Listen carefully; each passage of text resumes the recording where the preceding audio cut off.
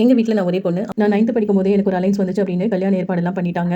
அப்போ எனக்கு வயசு 15 தான் இருக்கும். நான் நல்லா படிக்கிற பொண்ணு. பேச்சு போட்டி, ஓவிய போட்டி அப்படின்னு எல்லாத்துலயுமே சிறந்து விளங்குற மாணவியா இருந்தேன். ஃபர்ஸ்ட் ரேங்க்குமே எடுப்பேன். 15 வயசான எனக்கு 30 வயசுள்ள ஒரு ஆளை கல்யாணம் நிச்சயம் பண்ணாங்க. எங்க பாட்டி, பெரியம்மா, எங்க சொந்தக்காரங்கன்னு எல்லாரும் சொல்றாங்க அப்படின்ட்டு என் அம்மா அப்பாவும் இந்த ஏற்பாடெல்லாம் பண்ணிட்டாங்க. என் கணவர் வீடு வசதியானவங்க, கல்யாணம் பண்ணி கொடுத்தா என்னோட வாழ்க்கை நல்லா இருக்கும் அப்படின்னு நினைச்சு கல்யாண ஏற்பாடு எல்லாமே பண்ணிட்டாங்க. எனக்கு சுத்தமா பிடிக்கவே இல்ல. படிக்கணும் தான் ஆசை. அவரை பார்த்தா எனக்கு பயம். அவர்கிட்ட நான் சரியா பேசவே மாட்டேன். நிச்சய ஏற்பாடெல்லாம் பண்ணி கல்யாணத்துக்கு இடப்பட்டு இருக்கிற டைம்ல என் அம்மா எல்லாரும் சேர்ந்து அவர்கிட்ட பேச சொல்லுவாங்க. எனக்கு ரொம்ப பயந்துட்டு நான் பேசவே மாட்டேன். கொஞ்ச நாள்ல கொஞ்சம் கொஞ்சமா பேசி பழகும்போது அவர் சொன்ன விஷயம் யார்கிட்டயுமே நீ பேசக்கூடாது, உன் வீட்டு ஆளுகிட்ட கூட நீ பேசக்கூடாது அப்படின்னு அப்பவே ரொம்ப கண்டிஷன் எல்லாம் போட்டாங்க கல்யாணத்துக்கு முன்னாடியே. இதெல்லாம் என் வீட்டுல சொல்லும்போது எங்க அம்மா எல்லாம் சொன்ன விஷயம் என்னன்னா, எல்லாரும் அப்படித்தான் இருப்பாங்க, போக போக சரியாயிரும் அப்படின்னு சொல்லி சொன்னாங்க. அப்போ எனக்கு 15 வயசு அப்படிங்கிறதுனால எனக்கு நல்லது எது கெட்டது எதுன்னே தெரியாது, முடிவெடுக்கவும் தெரியாது, முடிவெடுக்க தெரியாத ஒரு வயசு. என் வீட்டு ஆளுங்க எல்லாம் சொல்றாங்க அப்படின்னு என்னோட விருப்ப வெறுப்புகளுக்கெல்லாம் மீறி நான் அவர் கல்யாணமே பண்ணேன். கல்யாணம் பண்ண நாள்ல இருந்து நீ இல்லாதப்பட்ட பொண்ணு, உன் வீட்டுல இருந்து நீ எதுவுமே கொண்டு வரல அப்படின்னு சொல்லிட்டு என் மாமியார், நாத்தனார் எல்லாமே அவர்கிட்ட ஏதாவது சொல்லி கொடுத்து பிரச்சனை பண்ணிட்டே இருப்பாங்க. என்னோட ஹஸ்பண்டை பொறுத்த வரைக்கும் அவர் நல்ல கேரக்டர் தான். ஆனா சுத்தி இருக்கிற என்னோட நாத்தனார், மாமியார் எல்லாருமே அவர் ஏதாவது கேட்க சொல்லி கொடுத்து பிரச்சனை பண்ணிட்டே இருப்பாங்க. என் வீட்டு ஆளுகிட்ட எல்லாம் சொன்ன இந்த மாதிரி என்ன நகை கேட்டு குடும்ப பண்ணிட்டே இருக்காங்கன்னு சொன்ன அவங்களும் எல்லாருமே வந்து கேட்டாங்க. கேட்டதுக்கு இவங்க அவங்களையும் தரக்குறைவா பேசி அனுப்பிச்சு விட்டுட்டாங்க. ஒரு நாள் அவங்க அண்ணன் விசிட் பண்றதுக்காக ஏர்போர்ட்டுக்கு நைட் 12 மணிக்கு கிளம்பினாரு. அதுக்கு மேல ஒரே சண்டை. என் நாத்தனாரும் மாமியாரும் சேர்ந்துட்டு என்ன தகாத வார்த்தைகளை பயங்கரமா பேசிட்டாங்க. என்னால தாங்கவே முடியல. என்னால அந்த வீட்டுல இருக்கவே முடியாம பக்கத்துல தான் எங்க பாட்டி வீடு இருந்துச்சு அப்படின்னு நைட்டோட என்னோட எல்லா பொருளையும் அந்த வீட்லயே விட்டுட்டு பாட்டி வீட்டுக்கு போயிட்டேன். நள்ளிரவுல என்னோட ஹஸ்பண்ட் வந்திருக்காரு, என்ன கேட்டிருக்காரு. அதுக்கு என்னோட மாமியாரும் நாத்தனாரும் நீ வேண்டாம், உன்னோட எல்லாம் வாழ முடியாதுன்னு சொல்லிட்டு அவ வீட்டை விட்டு வெளியில போயிட்டான் அப்படின்னு சொல்லி கொடுத்துட்டாங்க. அவரும் எங்கிட்ட என்ன ஏதுன்னு கேட்காமயே விசாரிக்காமயே பாய்சன் குடிச்சிட்டாரு. பாய்சன் குடிச்சு இறந்தும் போயிட்டாரு. இறந்ததுக்கு அப்புறமா அவரோட பாடியை கூட பார்க்க விட மாட்டேன்ட்டாங்க. நீதான் காரணம், நீதான் அவனை கொன்னன்னு சொல்லி பெரிய பிரச்சனை பண்ணி அவர் பாடியை கூட என்னால பார்க்க முடியல. கல்யாணம் ஆகி 2 மாசத்துல என்னோட கல்யாண வாழ்க்கையே முடிஞ்சிருச்சு. நல்லா படிச்சிட்டு இருந்த என்ன கல்யாணங்கிற பேர்ல என்னோட வாழ்க்கையை நாசம் பண்ணிட்டாங்க.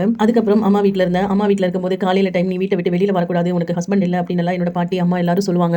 அந்த வயசுல என்னோட மனநிலைமை ரொம்ப கஷ்டமா இருக்கும். ஓடி ஆடி விளையாட வேண்டிய வயசுல இப்படி வீட்டுக்குள்ள முடங்கி இருக்குமே அப்படின்னு ரொம்பவே கஷ்டமா இருந்துச்சு. அதுல இருந்து ஒரு 2 மாசத்துல என்னோட உடம்புக்கு ஏதோ பிரச்சனை மாதிரி தெரிஞ்சிச்சு அப்படின்னு டாக்டர் கிட்ட போய் பார்த்தோம். அப்பதான் டாக்டர் சொன்னாங்க நீங்க கன்சீவா இருக்கீங்க அப்படின்னு. அது கூட நான் தெரிஞ்சுக்க தெரியாம இருந்திருக்கேன். 4 மாசத்துக்கு மேல ஆயிடுச்சு. இதுக்கு மேல நீங்க அபார்ஷன் எல்லாம் பண்ண முடியாதுன்னு டாக்டர் சொல்லிட்டாங்க. சரி அவர் தான் போயிட்டாரு, அவரோட நினைவா இந்த குழந்தையாவது பெத்துக்கலாமே அப்படின்னு நினைச்சேன். ஏதோ பிரச்சனையாகி 7 மாசத்துல குழந்தை பிறந்து அந்த குழந்தையும் பிறந்தோன்னே இறந்துருச்சு. அந்த 15 வயசுல விதவை கோலம், ஒரு குழந்தை இறப்பு அப்படின்னு தாங்க முடியாத தீராத ஒரு வழி என்னோட வாழ்க்கையில. இது எல்லாமே முடிஞ்சதுக்கு அப்புறமா கொஞ்ச நாளுக்கு அப்புறம் கரஸ்ல படிக்க ஆரம்பிச்சேன். ஓரளவுக்கு படிச்சு முடிச்சேன். 19 வயசுல என்ன எல்லாமே தெரிஞ்சுக்கிட்டு என்னோட நிலைமை புரிஞ்சுக்கிட்டு ஒருத்தர் பொண்ணு கேட்டு வந்தாரு. என் அப்பா அம்மா ரொம்பவே யோசிச்சாங்க. ஃபர்ஸ்ட் லைஃப் தான் இப்படி, ரெண்டாவது லைஃப் எப்படி இருக்குமோ அப்படின்னு யோசிச்சாங்க. ஆனா கல்யாணம் பண்ணிட்டு இன்னைக்கு நான் ரொம்ப சந்தோஷமா இருக்கேன். அந்த லைஃப்ல பணம் நிறைய இருந்துச்சு, ஆனா நிம்மதி துளி கூட இல்ல. இந்த லைஃப்ல பணம் பற்றாக்குறையா இருந்தாலும் நிம்மதிக்கு பஞ்சம் இல்ல. என் ஹஸ்பண்ட் என்ன அவ்வளவு தங்கமா தாங்குறாரு. 2 வருஷம் குழந்தையே இல்ல. அதுக்கப்புறமா ட்ரீட்மெண்ட்ல மறுபடியும் ஒரு 3 வருஷம் போய் 5 வருஷம் கழிஞ்சு எனக்கு ஒரு பெண் தேவதை இருக்கா. அவளுக்கு இப்போ 11 மாசம் ஆச்சு. அடுத்த மாசம் அவளுடைய பர்த்டே. அதுக்கான ஏற்பாடுகள் எல்லாமே பண்ணிட்டு இருக்கோம்.